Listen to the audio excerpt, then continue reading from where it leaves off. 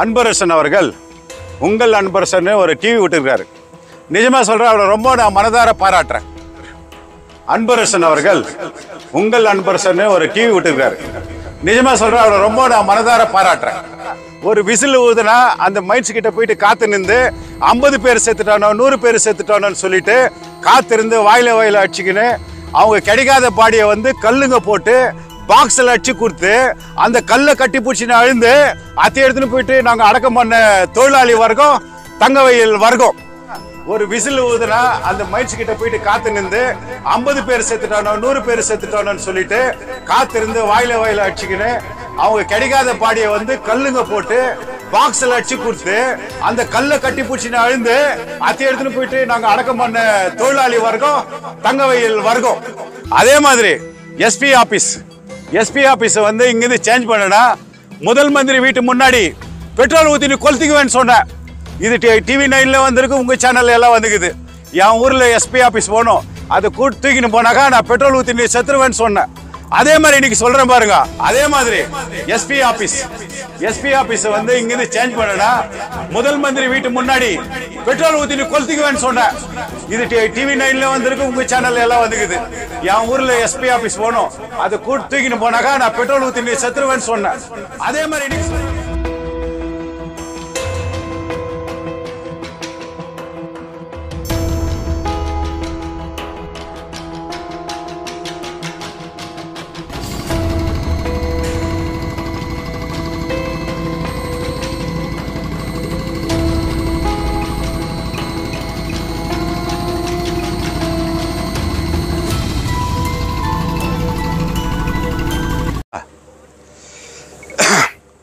மாಧ್ಯம மித்திரர்கள் நமஸ்கார.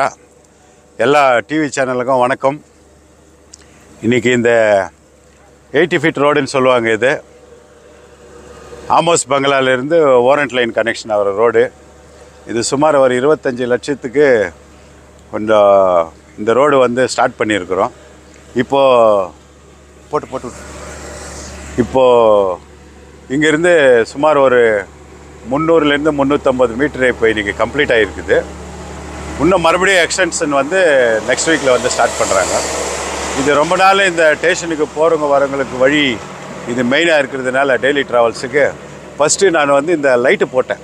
இந்த 11 போல் புதுசாக போட்டு இதுக்கு லைட்டு போட்டிருக்கேன்.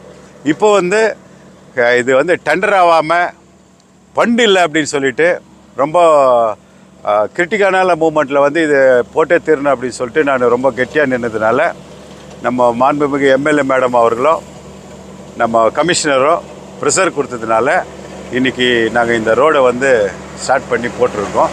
ஜனத்துங்களுக்கு தப்பான பிரச்சாரம் வந்து இங்கே கேஜிஎஃப்பில் நடந்துருக்கு. முனிசிபாலிட்டியில் எவ்வளோ ஃபண்டு வருது, முனிசிபாலிட்டியில் 35 வார்டுக்கும் எவ்வளோ செலவாயின்னு இருக்குது. இந்த 30-40 வருஷம் இல்லாத ரோடுங்களெல்லாம் வந்து எப்படி நடக்குதுன்னு யாருக்கும் சரியாக தெரியாதவங்களுக்கு தெரிஞ்சவங்களுக்கு தெரியும், தெரியாதவங்களுக்கு தெரியாது. அதனால் வந்து தப்பு பிரச்சாரம்லாம் வந்து ஏதோ ஒன்று இந்த கன்னடாவில் சொல்லுவாங்க, காலிக்கு குண்டடிக்கிற அப்படின்னு சொல்லிட்டு அந்த மாதிரி எல்லாம் ஏதோ பிரச்சாரம் பண்ணுவாங்க. அதை பற்றியெல்லாம் ஐ டோன்ட் கேர். இன்றைக்கி 35 வார்டில் இன்றைக்கி ஒரு ரோடும் இன்றைக்கி நானும் மாண்புமிகு எம்எல்ஏ அவர்களும் நம்ம கவுன்சிலருங்களும் எல்லாம் சேர்ந்து இன்றைக்கி எல்லா கவுன்சிலர்களுக்கும் அவங்களுக்கு கிடைக்கிற அன்னதானத்தில் அந்த 15 ஃபைனான்ஸில் எவ்வளோ, நவரத்னா 4ல் எவ்வளோ அப்படின்னு சொல்லிவிட்டு நாங்கள் வந்து கஷ்டப்பட்டு அந்த நவரத்னா டெண்டரை வந்து நிற்க வைக்கிற நேரத்தில் நானும் மாண்புமிகு எம்எல்ஏ அவர்களும் ஹைகோர்ட்டுக்கு போயிட்டு ஜெயிச்சுன்னு வந்தோம். இது யாருக்குமே பல பேருக்கு தெரியாது. ஹைகோர்ட்டில் வந்து எலெக்ஷனுக்கு முன்னாடி வந்து ஜெயிச்சுட்டு வந்து அந்த ஒர்க் ஆர்டர் கொடுத்து எலெக்ஷனுக்கு முன்னாடி ஸ்டார்ட் பண்ண வச்சு எந்த ஜில்லாலேயும் இல்லாத கோலார் ஜில்லாவில் நம்ம இந்த கேஜிஎஃப் தாலுக்காவில் 23 கோடி ரூபாய் நடந்துருக்குது. அந்த 23 கோடி ரூபாயில் ஒரு வார்டுக்கும் 70 லட்சத்துலேருந்து 80 லட்சம் வரைக்கும் ஒர்க் அலாட் பண்ணிருக்கோம் நடந்துருக்குது. மைன்ஸ் ஏரியாவில் அவ்வளோதான், நான் மைனிங் ஏரியாவில் அவ்வளோதான். நான் மைனிங் ஏரியாவுக்கு எவ்வளோ கொடுத்துக்கிறோமோ அதே மாதிரி தான் மைனிங் ஏரியாவில் கொடுத்துருக்குறோம். மைனிங் ஏரியாவில் கூட படிப்படியாக ஸ்டார்ட் பண்ணின்னு இருக்காங்க. இன்றைக்கி ஒவ்வொரு ரோடும் பாருங்கள், நவரத்னா போர்லேருந்து இங்கேருந்து நம்ம 4வது கவுன்சிலர் வேணி பாண்டியன் அவர்களுடைய வேண்டுதலுக்கு இணங்க அந்த 5 லைட்ஸ்லேருந்து பாலகாட்டு வரைக்கும் இந்த அரக்கோட்டை ஸ்கூலுக்கு வரைக்கும் அவர் இதில் 4th வார்டுலேயும் அங்கேருந்து ஆமோஸ் பங்களா வரைக்கும் வந்து நம்ம பிரபு 3வது வார்டுலேயும் அந்த ரோடை நாங்கள் ஃபினிஷ் பண்ணோம். அதே மாதிரி ரேஷன் ஆஃபீஸ் ரோடில் இருந்து நம்ம என்ட்ரிஸ் கனெக்ஷன் அது 30-40 வருஷம் நான் இந்த மைன்ஸ் மூடுதுலேருந்து எதுவுமே போடல. அந்த மாதிரி படிப்படியாக நாங்கள் எல்லாரோட இம்ப்ரூவ்மெண்ட் பண்ணின்னு இருக்கோம். கான்ட்ராக்டில் வந்து கான்ட்ராக்டுக்காரருக்கு பில்லு வரும். பில்லு வந்த பிறகு அவங்கெல்லாம் வேலையெல்லாம் செஞ்சுட்டு இருக்காங்க. அது யாருக்கும் புரியுறதில்ல. இப்போ புதுசாக சர்க்கார் வந்துக்கிறதுனால அவங்க பழசெல்லாம் வந்து பரிசீலனை பண்ணி இப்போது ஒரு வேலையை நடத்திட்டு இருக்காங்க. அதனால் நாங்கள் மைன்ஸ் கவுன்சிலருங்க வந்து சும்மா இல்லை, எல்லா கவுன்சிலரும் வந்து சரியாக வேலை செய்யலை, சரியாக அவங்களுக்கு பண்ணல அப்படின்னு சொன்னாக்கா யாரும் பண்ணல. இன்றைக்கி மைன்ஸில் வந்து ஒரு கிளீனிங்கன்னா இது பிரதேசம், நிறைய பிரதேசமான ஏரியா. இது செடியும் கொடியும் பொதரம் எப்படி இருக்குது அந்த மாதிரி ஒரு நாளைக்கு 20 ஜேசிபி 30 ஜேசிபியெல்லாம் விட்டு க்ளீன் பண்ண காலெல்லாம் நீங்கள் பார்த்துருப்பீங்க, உங்கள் வீடியோலலாம் வந்திருக்குது. அதே சமயத்தில் இந்த பிஜிஎம்எலுக்கு நான் பிரசிடெண்ட் ஆன பிறகு 36 பேர் ஒரு பேக்கேஜை நான் புதுசாக உருவாக்கி அந்த 35 பேர் வார்டுக்கு நான் வந்து இன்றைக்கி பண்ண வசதான் கொஞ்சம் நஞ்சம் க்ளீனிங் கூட நடந்துட்டு இருக்குது. நம்ம மைன்ஸில் வந்து டேக்ஸ் கட்டலை, அதனால் மைன்ஸில் வந்து வேலை செய்கிறது சொல்கிறவெல்லாம் முட்டாள். ஏன்னா மைன்ஸ் தொழிலாளின்னா கேஜிஎஃப்பே இல்லை. இன்றைக்கி தன்னுடைய ரத்தத்தை கொடுத்து வேர்வை சிந்தி இன்றைக்கி வந்து மைன்ஸில் தொழிலாளியில் இல்லைன்னு சொன்னாக்கா இந்த கேஜிஎஃப்பே நகரமே இல்லை. கேஜிஎஃப் நகரம்னாக்கா யாருன்னா மைன்ஸ் தொழிலாளினால தான் இன்றைக்கி மார்க்கெட் வியாபாரமாகட்டும், தங்க வயலில் வந்து பேர் எடுக்கணும். இன்றைக்கி உலகளவில் வந்து தங்க சுரங்க கோலார் கோல்டு ஃபீல்டுனாக்கா அது பிஜிஎம்எல் தொழிலாளிகள் தானே, யாரும் மறுக்க முடியாது. அந்த மாதிரி மைன்ஸ் ஏரியாவில் கவுன்சிலர்களை வந்து குற்றம் சொல்லி பிரயோஜனம் இல்லை. அவங்களுக்கு பண்ட்ஸ் எப்படி வருதோ அந்த பண்ட்ஸ் மூலிமா என்னென்ன வேலை செய்யணுமோ அந்த மாதிரி செஞ்சுக்கிறாங்க. நான் பிரசிடெண்ட் ஆனது மேலே 35 வார்டும் நான் சொல்லியிருக்கேன் எத்தனையோ பேட்டியில், 35 வார்டும் என்னுடைய கண்கள், மேடமுடைய கனவு, எம்எல்ஏ மேடமுடைய கனவு. எல்லா வார்டுக்கும் தாய் தோரணை இல்லாமல் எல்லாத்துக்குமே ஃபண்டு நம்ம அலாட் பண்ணி நடக்க வச்சதுனால தான் 35 வார்டுலேயும் வேலை நடக்குது. ஒரு ரோடுக்கும் ஒரு இதுக்கும் நானும் எம்எல்ஏ சைன் பண்ண பிறகு தான் எல்லா ரோடும் இன்றைக்கி நடந்துனுக்கிற ரோடெல்லாம் வந்து நாங்கள் சைன் பண்ண ரோடு தான். இன்றைக்கி நடந்துனுக்கிற நவரத்னா 4ல் வந்து 35 வார்டுக்கும் 70லேருந்து 75 லட்சம் ரூபாய் வந்து நாங்கள் கொடுத்துருக்குறோம் இது டெவலப்மெண்ட்டுக்கு. அந்த வாட்டர் இது இல்லாமல் இன்றைக்கி அது நடந்துருக்குது, படிப்படியாக நடந்துருக்குது, முழுமையாக நடப்படலை. நிறையா வார்டில் வந்து நிறையா வேலைங்க இருக்குது. இப்போ தான் எல்லாம் ஸ்டார்ட் பண்ணியிருக்காங்க. அதனால் வந்து மைன்ஸில் வந்து எல்லா வேலையும் நடக்கும். அதே மாதிரி இந்த போர்வெல் தண்ணி கூட இன்றைக்கி தண்ணீர் பஞ்சம் இல்லாமல் இன்றைக்கி போர்வெல்ஸ் கூட இன்றைக்கி இன்னொரு டெண்டர் ஆகிருக்கு. அதில் ஒரு வார்டுக்கு இன்னும் 2-3 வாட்டர் போர்டுலேருந்து தண்ணி எல்லாம் வந்து கொடுக்க வேண்டிய அரேஞ்ச்மெண்ட்ஸ் இருக்குது. மைன்ஸுக்கு வேண்டிய சௌகரியெல்லாம் நாங்கள் பண்ணின்னு இருக்கிறோம். அதே மாதிரி லைட்ஸ் இன்றைக்கி வந்து ஃபஸ்ட்டு வந்து இப்போ மாத்திர நேரத்தில் வோல்டேஜ் கம்மியில்ன்ற ஒரு குற்றச்சாட்டு எங்களுக்கு வந்துச்சு. அந்த குற்றச்சாட்டை வந்து இன்றைக்கி நிவர்த்தி பண்ணி மேடம் அவர்கள் எல்லாம் மேலிடத்தில் பேசி இன்றைக்கி அது வந்து 60 வாட்ஸ் 40 வாட்ஸாக பண்ணி கரண்ட்டு சேவ் பண்ணுறதுக்கோசரம் கவர்மெண்ட் எடுத்த டிசிஷன் அது. எல்லா சோடியம் லைட் எல்லாம் எடுத்துகிட்டு இன்றைக்கி போடுறாங்கன்னு படிப்படி அதெல்லாம் போடுறோம். கவுன்சிலருங்க ஒன்றும் வேலை செய்யாதில்லை. மைன்ஸில் கவுன்சிலருங்களாகட்டும் எல்லா கவுன்சிலரும் அவங்களுடைய உரிமையை வந்து அங்கே கேட்குறாங்க. அந்த ஃபண்டு அலாட்மெண்ட் எவ்வளோ ஆகுதோ அந்த ஃபண்டுக்கு அட்ஜஸ்ட்மெண்ட்டும் பாரி வந்து செஞ்சுன்னு இருக்கிறாங்க. மேடம் எங்களுக்கெல்லாம் வாக்குறுதி கொடுத்துருக்காங்க. உங்களது எவ்வளோ ஃபண்ட்ஸ் யாராருக்கு ரெக்குயர்மெண்ட் இருக்குதோ அது அவங்க ஸ்பெஷல் ஃபண்டில் கூட எட்டுன்னு வந்து நாங்கள் பண்ணிக்கிறேன்ட்டு. அதே மாதிரி இந்த நவரத்னா 4ல் வந்து ஒரு வார்டுக்கு நம்ம 70 லட்சம் 60 லட்சம் என்ன கொடுத்துக்கிறாங்களோ அது வார்டு நம்பர் 2 என்ட்ரிஸ் எனக்கு 75 லட்சம், வார்டு நம்பர் 5 என்னுடைய ஸ்ரீமதி சாந்தி அவர்களுடைய வார்டுக்கு வந்து 75 லட்சம். அதே மாதிரி தான் எனக்கு பிரசிடெண்ட்டுன்னு நான் ஒன்றும் ஜாஸ்தி எடுத்துக்கல. அந்த 75 லட்சம் கூட இன்னும் கொஞ்சம் போட்டு 1 கோடியில் வந்து 2 கல்யாண மண்டபம் எனக்கு சேங்ஷன் ஆகிக்குது, டெண்டர் ஆகிக்குது, எல்லாம் இருக்குது. இப்போது ஓரியண்டல் லைனில் வந்து ஒரு கல்யாண மண்டபமும் என்ட்ரிஸ் ஹாஸ்பிட்டல் குழந்தை பிறக்கிற ஹாஸ்பிட்டல் இருந்துச்சு ஒரு மருத்துவமனை, அதுக்கு முன்னாடி வந்து ஒரு கல்யாண மண்டபமும் வந்து விரைவில் அடுத்த வாரம் நாங்கள் பூஜை போடலாம் அப்படி மேடம் அவர்களை டைம் கேட்டு பூஜை போட்டு அந்த 2 கல்யாண மண்டபமும் ஸ்டார்ட் பண்ணுறோம். அதே நேரத்தில் உங்களுக்கு ஒன்று சொல்லிக்கிறேன், இந்த முனிசிபாலிட்டி விஷயத்தை இது பண்ணுறது வந்து நம்ம தோழர் அன்பரசன் அவர்கள் உங்கள் அன்பரசன் ஒரு டிவி விட்டுருக்காரு. நிஜமாக சொல்கிறேன், அவரை ரொம்ப நான் மனதார பாராட்டுறேன், ரொம்ப மனதார பாராட்டுறேன். ஏன்னு சொன்னாக்கா சப்ஜெக்ட் மேலே பேசியிருக்காரு அவர். சிலர் வந்து சப்ஜெக்டே இல்லாத பேசுவாங்க. ஆனால் அவர் சப்ஜெக்ட் மேலே முனிசிபாலிட்டியில் என்ன கிடைக்கும், ஸ்லம் போர்டு என்ன அவருக்கு எல்லாம் அறிவே இருக்குது. அதே மாதிரி மைன்ஸில் வந்து தொழிலாளிங்க வீடு இடிக்கிறேன்னா வீடு எப்படி இடிப்பாங்க, அவங்க எப்படி சாதாரணமாக வந்து நம்ம வெளியூர்லேருந்து வந்து யாரை கட்டலை, இது மைன்ஸ் தொழிலாளிங்க கட்டி நிற்கிற வீடு. அதனால் அந்த சப்ஜெக்டோடு பேசிக்கிறாரு, அவரை பாராட்டுறேன். அதே மாதிரி நேற்று மாண்புமிகு சட்டமன்ற உறுப்பினர் ரூபா சசிதர் மேடம் ஒன்று சொல்லியிருக்காங்க. என்ன சொல்லியிருக்காங்க, எந்த ஒரு எஸ்டிபி தொழிலாளியாக இருக்கட்டும், முன்னாள் தொழிலாளியாக இருக்கட்டும், அவங்க புள்ளிங்களாகட்டும், இங்கே வந்து வீடு கட்டி நிற்கிறவங்கள டச் பண்ணால் நான் சத்தியாகிரக போராட்டம் பண்ணுறேன்னுக்கிறாங்க. என்னது சத்தியாகிரக போராட்டம், உக்ர போராட்டம் அப்படின்னு சொன்னாக்கா, அவங்க இது வரைக்கும் எஸ்பி ஆஃபீஸ் போராட்டத்தில் வெற்றி பெற்றிருக்காங்க, பெம்பல் போராட்டத்தில் வெற்றி பெற்றிருக்காங்க.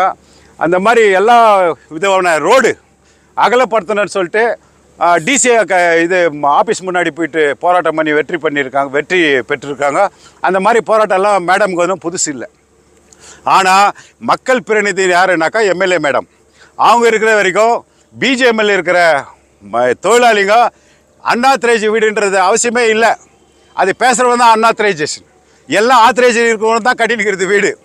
இன்றைக்கி தன் உடம்பு இந்த ஏர் பிளாஸ்ட் ஆச்சுன்னா ஒரு விசில் ஊதுனா அந்த மைன்ஸ் கிட்ட போயிட்டு காத்து நின்று 50 பேர் செத்துட்டானோ 100 பேர் செத்துட்டானோன்னு சொல்லிட்டு காத்திருந்து வாயில் அடிச்சுக்கின்னு அவங்க கிடைக்காத பாடியை வந்து கல்லுங்க போட்டு பாக்ஸில் அடிச்சு கொடுத்து அந்த கல்லை கட்டி பிடிச்சின்னு அழுந்து அத்தை எடுத்துன்னு போயிட்டு நாங்கள் அடக்கம் பண்ண தொழிலாளி வர்க்கம் தங்கவயல் வர்க்கம். அந்த வந்து தங்கவயல் வர்க்கத்தை வந்து அவ்வளோ சீக்கிரம் காலி பண்ண முடியாது. இன்றைக்கி ஸ்டேட் கவர்மெண்ட் வந்து சென்ட்ரல் கவர்மெண்ட் வந்து ஸ்டேட் கவர்மெண்ட்டுக்கிட்ட வந்து லீஸுக்கு வாங்கியிருக்கலாம். நீ விட்டு போடாப்பா, நீ இது ஸ்டேட் கவர்மெண்ட்டுக்கிட்ட. நாங்கள் ஸ்டேட் கவர்மெண்ட்டு காங்கிரஸ் கவர்மெண்ட் இருக்குது, காங்கிரஸ் எம்எல்ஏ இருக்கிறாங்க, நாங்கள் முனிசிபாலிட்டியில் இருக்கிறோம், நாங்கள் போராடுறோம். நாங்கள் ஸ்டேட் கவர்மெண்ட்டுக்கிட்ட போயிட்டு நம்ம மக்கள் பிரதிநிதி எம்எல்ஏ மூலிமா வந்து அவங்களுக்கு பட்டா வழங்குறதுக்கு நாங்கள் வந்து போராடுவோம். இதை வந்து யாரும் பீதி கிழமை இன்னைக்கு இடிச்சிடுவான்ட்டு இல்லை. ஞாபகம் இருக்கட்டும், தங்கவயல் மக்களுக்காகட்டும், டிவி சேனலுக்கும் நான் ஒன்று சொல்கிறேன். ஃபஸ்ட்டு கூடங்குளம் அணுகுளம் அந்த அணு கலீஜெல்லாம் எடுத்துகிட்டு வந்து தங்கவயலில் கொட்டுறானா. இதே முனீஸ்வரர் ஸ்டேஜில் நான் பேசினேன். அந்த வண்டி வந்துச்சுன்னா அந்த டயர் கீழே போகிற முதல் ஆள் நான் தான் இருக்கணும்னு நான் சொன்னேன். அதே மாதிரி எஸ்பி ஆஃபீஸை வந்து இங்கேருந்து சேஞ்ச் பண்ணனா முதல் மந்திரி வீட்டு முன்னாடி பெட்ரோல் ஊற்றினு கொளுத்திக்குவேன்னு சொன்னேன். இது டிவி 9ல் வந்திருக்கு, உங்கள் சேனலில் எல்லாம் வந்துக்குது. என் ஊரில் எஸ்பி ஆஃபீஸ் போகணும், அதை தூக்கின்னு போனாக்கா நான் பெட்ரோல் ஊற்றினு செத்துருவேன்னு சொன்னேன். அதே மாதிரி இன்றைக்கி சொல்கிறேன் பாருங்க, இன்றைக்கி ஒரு வீடு ஒரு செங்கல் இழுத்தா அதில் முதல் பண்ணினா வள்ளல் முன்சாமி தான். நான் காசுக்காக பணத்துக்கு ஆசைப்படல, சமூக சேவை செய்கிறதுக்கு எல்லாம் காசு சம்பாதிக்கிறதுக்கு பதவிக்கு வரலாம். நான் பதவிக்கு வந்ததே காசு செலவு பண்ணி மக்களுக்கு தொண்டு செய்யணுன்னு தான் வந்திருக்கேன். நல்லா வந்து பக்துருபாம் டூப்பெல்லாம் நான் அடிக்கிறது இல்லை. இன்றைக்கி பிஜிஎம்எலுக்கு ஒரு பாதகம் வந்தால் மாண்புமிகு எம்எல்ஏ அவர்கள் கூட சேர்ந்து சட்டமன்ற உறுப்பினர் அவர்கள் அவ்வளோ சீக்கிரம் விடமாட்டாங்க. அவங்க கனவு வந்து கேஜிஎஃப்பில் வந்து ஒரு இண்டஸ்ட்ரி கொண்டு வரணும், மக்களுக்கு இந்த பிஜிஎம்எல் வீடெல்லாம் சொந்தம் கொண்டுட்டு தான் வாக்குறுதியும் கொடுத்துருக்காங்க, எலெக்ஷன்லேயே ஜெயிச்சிருக்காங்க. அவங்க கூட சேர்ந்து நாங்கள் போராடுவோம். அந்த போராட்டத்தில் எதனா எச்சிக்கமாச்சுன்னா முதல் பலி நான் ஆகிறதுக்கு நான் ரெடி. என் தங்கவயல் மண்ணுக்காக என் உயிர் கொடுக்கறதுக்கு நான் ரெடியாக இருக்கிறேன். அதனால் யாரும் பயப்பட வேண்டிய அவசியமே இல்லை. இந்த யாரோ வந்து சப்ஜெக்ட் தெரியாத பேசுகிறவங்க பேச்செல்லாம் வந்து கேட்டு இன்றைக்கி கேஜிஎஃப் மக்கள் குழப்ப வேண்டாம். தயவு செய்து தைரியமாக இருங்க. எந்த வீட்டையும் அசைக்க முடியாது. அவங்கவுங்க வீட்டுக்கு அது என்ன பரிகாரம் நம்ம கொடுக்கணுமோ அந்த பரிகாரத்தை வந்து கொடுத்து மேடம் வந்து இந்த கேஜிஎஃப்பை காப்பாற்றுவாங்கன்றதில் மாற்று கருத்தே இல்லை. அதில் தங்கவயல் தலைவர்களாகட்டும், தங்கவயல் இளைஞர்களாகட்டும், தங்கவயல் பொதுமக்களாகட்டும், நீங்களும் சேர்ந்து போராடணும். இது நம்ம ஊர். கட்சி பேதம் எல்லாம் மறக்கணும், ஜாதி மறக்கணும், கட்சி மறக்கணும், எல்லாத்தையும் மறந்து நம்ம ஒற்றுமையாக செயல்பட்டு நம்ம மாண்புமிகு எம்எல்ஏ முன்னாடியோ நம்மளும் முன்னாடியும் போயிட்டு போராடி நம்ம வெற்றியை காணலாம். இதை பற்றி யார் அவசியம் கொடுக்க முடியாது. இதே 3 வருஷத்துக்கு முன்னாடி 4 வருஷத்துக்கு முன்னாடி எம்ஜி மார்க்கெட் அவுட்டு, எம்ஜி மார்க்கெட்டில் இருக்கிற நம்ம ஊருக்காரெல்லாம் ஓட்டா அப்படின்னு சொல்லிட்டு நந்தி தூரத்தில் பிறந்த ஓரண்டில் பிறந்த வள்ளல் முன்சாமி இன்றைக்கி அந்த மார்க்கெட்டில் எந்த எதிர்பார்ப்பும் இல்லாமல் அந்த மார்க்கெட்டு வியாபாரிங்களுக்கு இன்றைக்கி அவங்க நிரந்தரமாக வியாபாரம் பண்ணுறதுக்கு வழிவகுத்து கொடுத்துக்கிறேன்னா எனக்கு மேடம் ஒரு எம்எல்ஏடைய ஆசீர்வாதமோ கடவுளுடைய ஆசீர்வாதத்தில் இன்றைக்கி மார்க்கெட்டுக்காரெல்லாம் இன்றைக்கி காப்பாற்றி அவங்களுக்கும் தேவையான ரெண்ட்டை வந்து உயர்த்தி அவங்களும் ரெண்ட்டு கட்டிக்கின்னு இன்றைக்கி நடத்தினுக்கிறாங்க அவங்க பொழப்பை. அவங்கள கூட இப்படி தான் ஊரை விட்டு காலி பண்ணிக்கிறேன், இப்படி பண்ணுறேன், அந்த போராட்டம் பண்ணுறேன், இந்த போராட்டம் பண்ணுறோன்னு பேசுங்களெல்லாம் பேசுனாங்க. ஆனால் நாங்கள் உறுதியாக என்ன சொன்னோம், நாங்கள் உங்கள் பின்னால் இருப்போம், நீங்கள் பயப்படாதீங்க அப்படின்னு சொல்லியிருக்கோம். அதே மாதிரி இன்றைக்கி தங்கவயலில் இருக்கிற 35 வார்டு அந்த கவுன்சிலருங்க தலைமையிலையும் எம்எல்ஏ தலைமையிலையும் நம்ம எல்லாம் பொதுஜனமும் ஒன்றா சேர்ந்து நம்ம போராடுவோம். இன்னொன்று நான் மேடம் கிட்ட ஒரு ரிக்வெஸ்ட் வைக்கிறேன். இன்றைக்கி ஆர்டிஓ ஆஃபீஸ் புதுசாக கட்டுறாங்க. அந்த ஆர்டிஓ ஆஃபீஸ் அங்கே புதுசாக போன பிறகு அந்த பழைய ஆர்டிஓ ஆஃபீஸ் இருக்கா, அதுக்கு 35 வார்டுக்கும் ஒரு பிரான்ச் முனிசிபாலிட்டி ஆஃபீஸ் பண்ணோம். நான் மேடம் கிட்ட கோரிக்கை வைக்கிறேன். நானும் முடிஞ்ச அளவுக்கு அதுக்கு பாடுபடுறேன். அந்த ஆர்டிஓ ஆஃபீஸ் காலி பண்ண உடனே அது வேறு யாருக்கும் கொடுக்காம மினி முனிசிபாலிட்டி ஆஃபீஸ் பிரான்ச் அந்த 17 வார்டுக்கும் மைண்ட்ஸில் என்ன அந்த குப்பை வண்டி நிற்க வைக்கிறதுக்கு, அட்டண்டன்ஸ் போடுறதுக்கு, அதுக்கு லைட்டு அரேஞ்ச்மெண்ட் பண்ணுறதுக்கு, இந்த சுகாதார சீர்கேடெல்லாம் வந்து க்ளீன் பண்ணுறவங்களுக்கு சாதகம் இந்த எக்யூப்மெண்ட்ஸ் எல்லாம் வைக்கிறதுக்கு அதுக்கெல்லாம் இங்கே ஒரு பிரான்ச் வச்சுட்டு மினி முனிசிபாலிட்டி பிரான்ச் அப்படின்னு சொல்லிட்டு இந்த பழைய இந்த ஆர்டிஓ ஆஃபீஸ் கிட்ட வந்து ஒரு ஆஃபீஸை வந்து நாங்கள் ஓப்பன் பண்ணி நம்ம நகரத்தை தூய்மையாக வைக்கிறதுக்கு எவ்வளோ பாடுபடுறோமோ அவ்வளோ பாடுபடுறேன்னு இதன் மூலமாக அன்பாக எல்லா பொதுமக்களுக்கும் தெரிவிக்கிறேன். நன்றி, வணக்கம்.